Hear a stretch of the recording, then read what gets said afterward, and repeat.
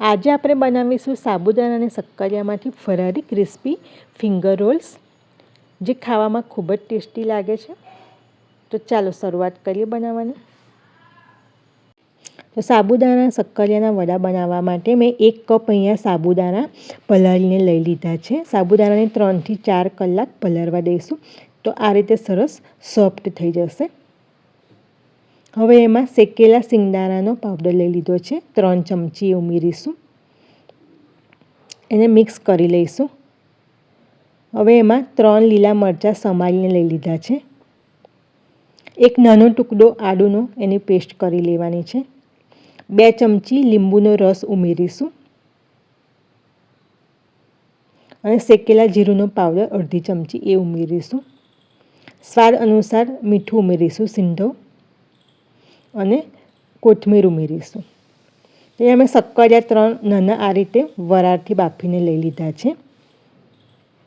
એ પણ એમાં છીણી લઈશું આ રીતે, અથવા તો મેશ કરી લેવાના. આ બધું જ સારી રીતે આપણે મિક્સ કરી લઈશું. મિક્સ થઈ જાય એટલે આપણે એના વડા બનાવી લઈશું. તમે કોઈ પણ શેપ આપી શકો છો. મેં અત્યારે આ રીતે ફિંગર રોલ્સ બનાવ્યા છે. તમે ગોળ ટિક્કીનો પણ શેપ આપી શકો છો. તો આ રીતે બધા જ ફિંગર રોલ્સ આપણે બનાવી લઈશું અને એને તળી લઈએ.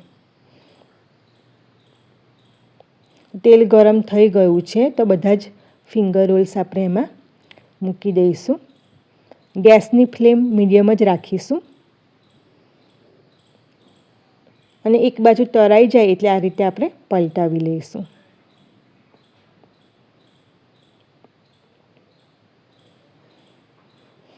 તો ફિંગર રોલ્સ થોડા આ રીતે ગોલ્ડન બ્રાઉન થાય અને ક્રિસ્પી થાય ત્યાં સુધી આપણે એને તળી લેવાના છે.